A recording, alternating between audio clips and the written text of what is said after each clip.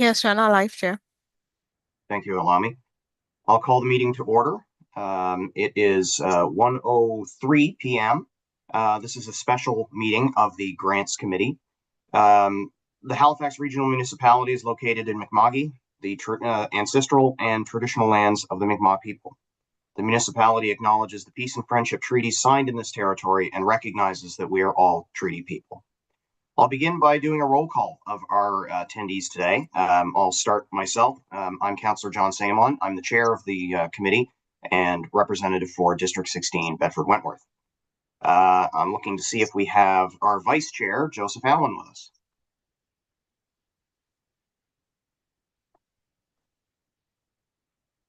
Joseph, are you here?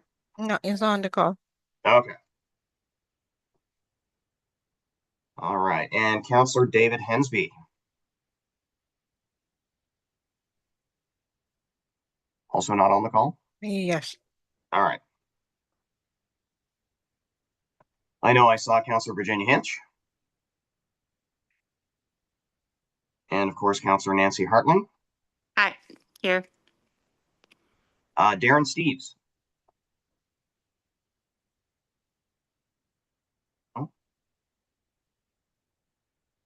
Oh, Sherdar.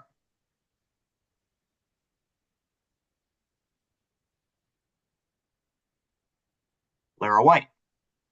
I see Lara there. I'm here. And Stephanie. I see you're on the call as well. Just to confirm with our clerk, based on the numbers that we have here, we are at quorum? Yes, we do. We have 5 members. All right, and we have Russell Brooks attending in place of PJ to provide information and provide answers on any questions that the committee has on the items on today's agenda. So I'll begin with approval of the order of business and approval of any additions or deletions. First of all, Olami, are there any additions or deletions? No any additions or deletions received from the clerk's office. All right, so we're hopefully we've all got a copy of the agenda in hand. Just call for a motion to approve the agenda as circulated. Thank you, Councillor Hinch. I'll second. Moved by Councillor Hinch, seconded by Councillor Hartling.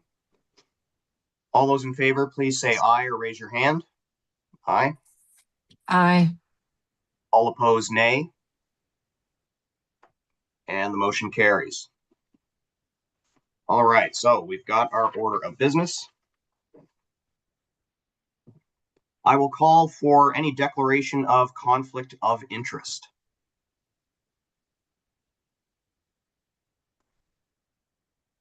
Seeing none, we will move on to reports and discussion. We have item 4.1, which is a staff report, HRM Anti-Black Racism Grants Program, fiscal 2025, recommended awards. So there is no presentation, but Russell Brooks, our advisor on anti-Black racism, is here to provide any answers to questions or clarification. This is on the basis of the staff report that you should all have received. And I will go through the list of speakers in order to give you an opportunity to ask any questions of Russell. We will begin with Councillor David well, no, we won't begin with David because he's not on the line. Virginia Hinch.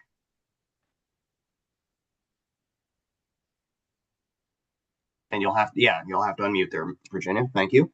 Yes. So the only question I have, I believe, is so the ones that weren't approved, did they let them know, and was there any, or were they able to resubmit if it was possible? So thank you for the question. So we're not able to notify anyone until this process is completed. So they don't know. No, so they'll find out after this has gone through to council. We notify them, and then we provide any follow-up consultation. Like we can meet with them and just explain to them why it wasn't approved, you know, what deemed it as ineligible or whatever those things were that were flagged. and then we can help them so that the next application period, they will be better positioned to obviously be awarded a grant or awarded monies for their application next time around. And we've seen that already happen between last year and this year, where there were some applications that weren't eligible, and then we've worked with them to provide them with the information that they need in order to ensure that they are eligible for this application period. And there are some of those folks that are being recommended for an award this time around. Is the maximum 100,000, Russell? So the budget is 100,000. So we go with that budget of 100,000. We try to spread that around, as much as we can, based on the applicants that we have. Okay. All right. Thank you.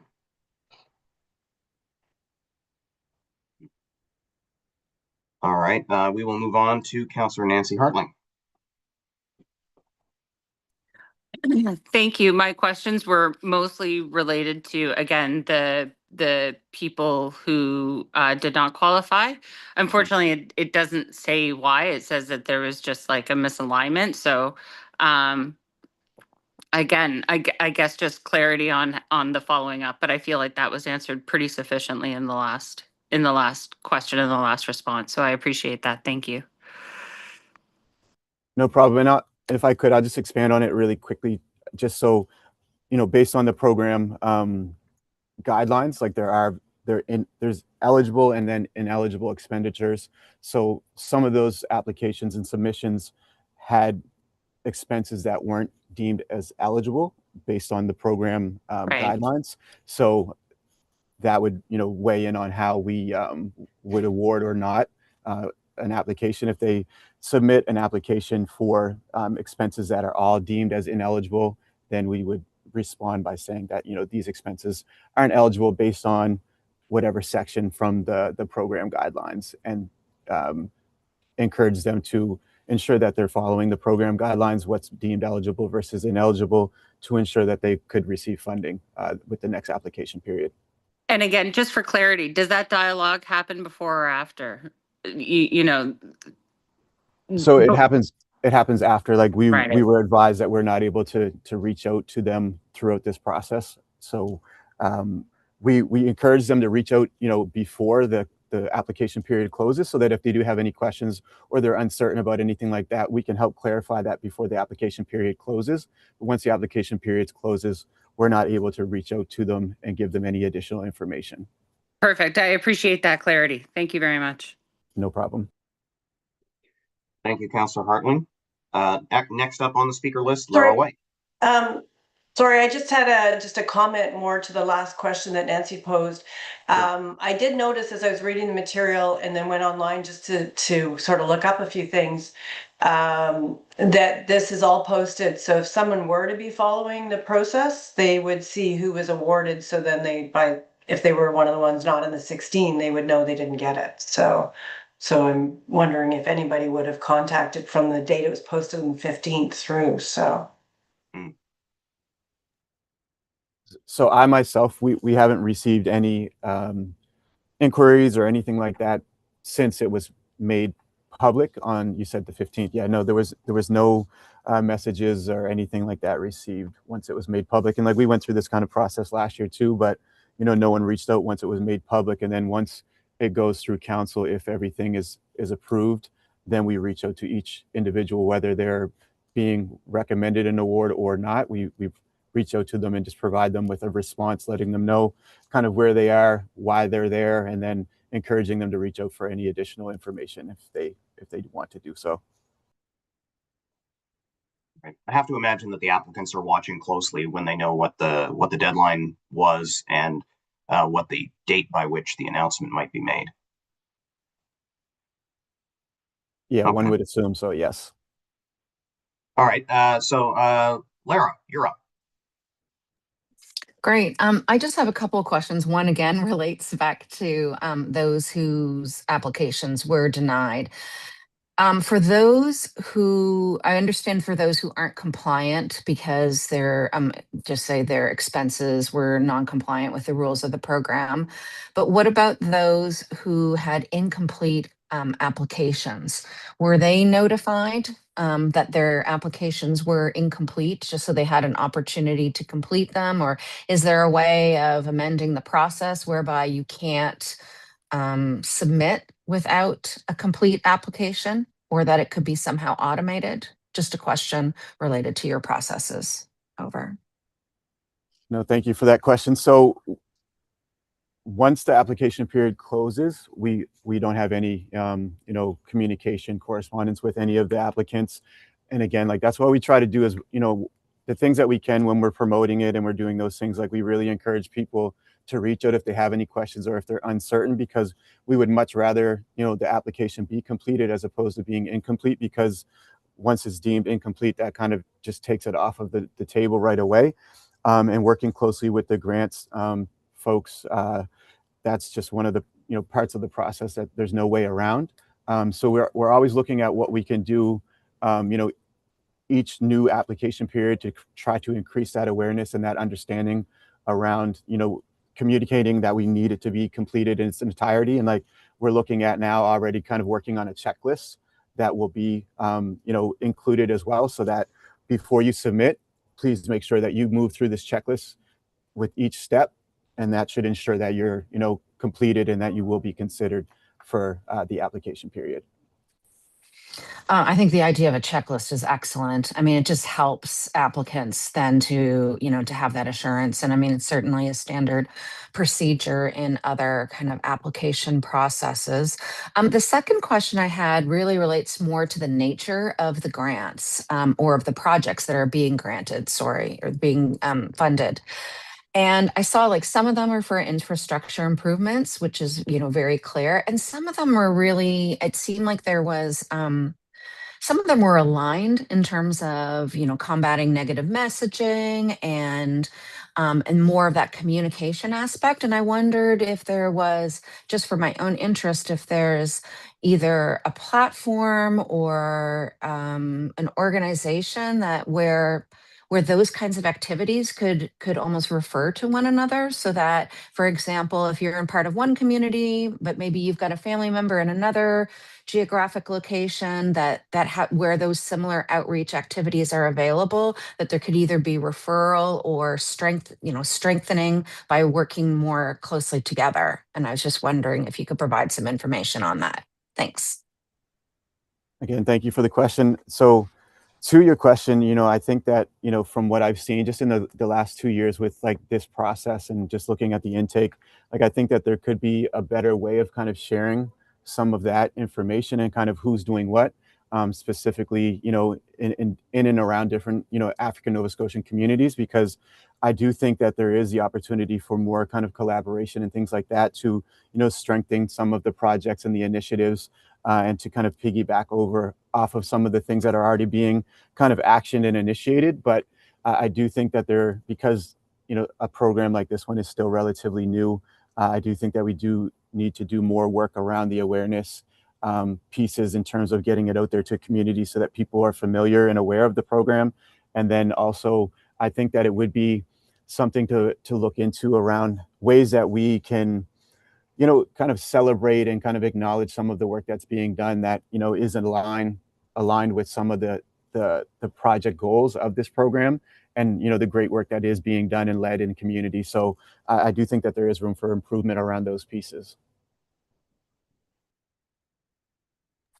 Great, thanks for that response. And I understand it's a relatively new grant. So, with age and time, you'll have an opportunity maybe to showcase collectively some of the really important work that's being funded through this grant. So thank you.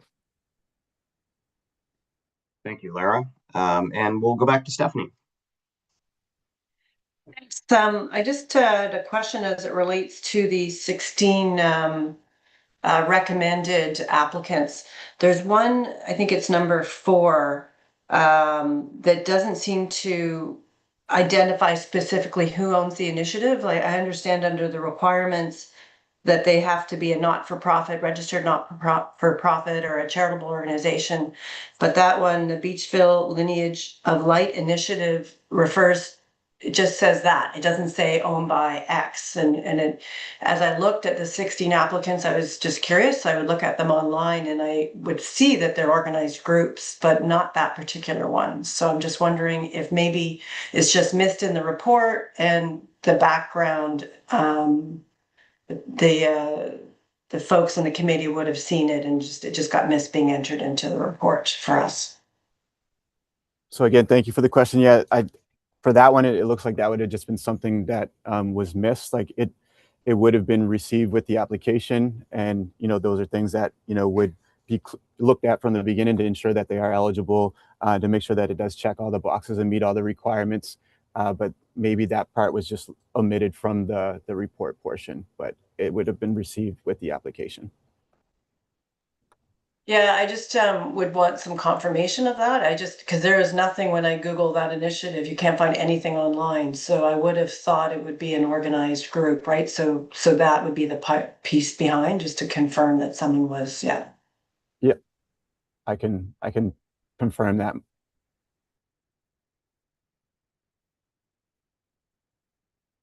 All right. Anything else, Stephanie? Mr. Chair, hi, it's Tracy here. Oh, hi, Russell, Tracy. Russell, could you please confirm the group that has applied for that particular project? I think that's the question. Yep, like I'm just gonna pull it up right now. So Thank you. Yeah. And I guess further to that would be, is it possible to add it to the report so that there's that transparency? It can probably be captured in your minutes. That's true. Yeah.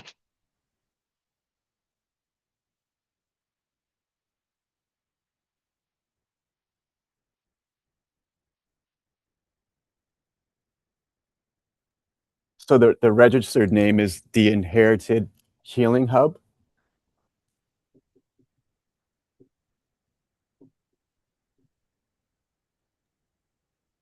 Thank you. No problem. All right. Thank you, Stephanie. I had a question that kind of builds off of what my fellow counselors had asked. The one thing that I noted while I was going through the report was that there's quite a bit of language, particularly on the ones that are recommended, which totally makes sense.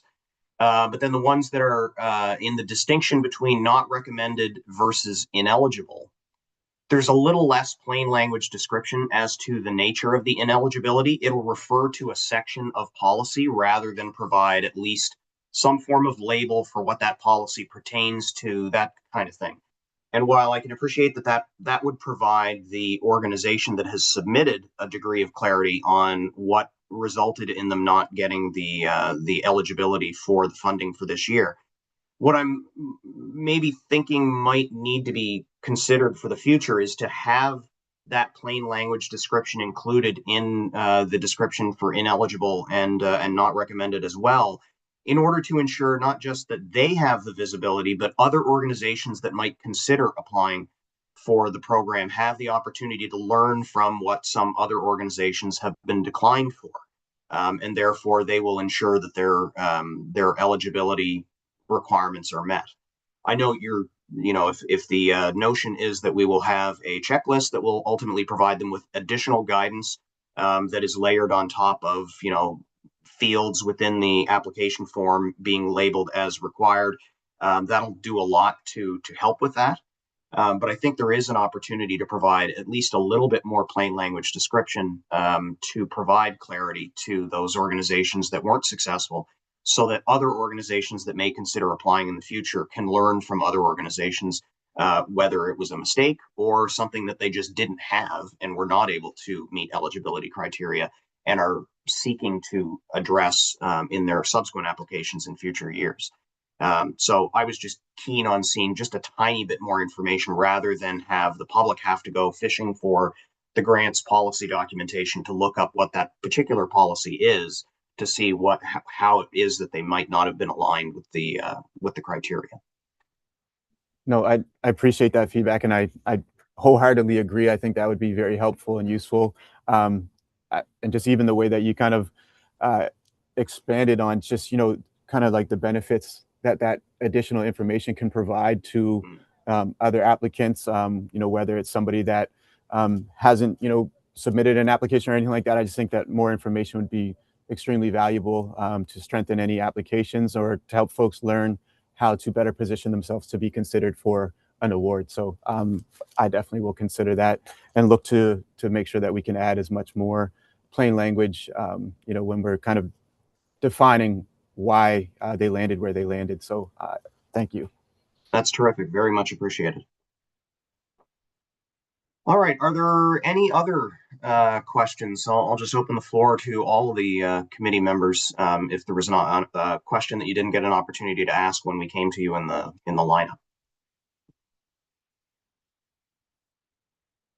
Seeing none, I'm going to look for, let me see here, looking for a mover and a seconder on the motion to approve the recommended awards. I don't have the wording of the exact motion in here.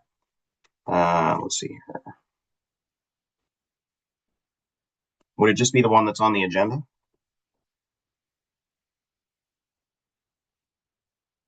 Yes, it says, and I'm posting it in the chat also. Ah, yes, there we go. Okay, so for anyone that would like to move the motion, the text of the motion is provided within the agenda for today. I'll move it. All right, terrific. Thank you. I move that the Grants Committee recommend that Halifax Regional Council approve 16 awards as detailed in attachment 2 of the staff report dated January 8, 2026 for a combined total of $100,000 from operating account E401-8004 anti-Black racism grants. I'll call for a seconder as well. Thank you, Councillor Hinch. So moved by Councillor Hartling, seconded by Councillor Hinch. And can I call for the question? All those in favor, please raise your hand or say aye. Aye. Aye. All those opposed, nay. And the motion carries unanimously. Thank you. All right, that was the only item on our agenda for today. So the date of our next meeting will be April 22nd. This will be an in-person meeting at City Hall. And I'll call for a motion to adjourn. So moved. Thank you. So we are adjourned at 1:26 p.m. Thank you, everybody. We'll see you at City Hall for our meeting on April 22nd. Thank you, everyone. Thanks, Thank everyone. you. Bye. Bye-bye.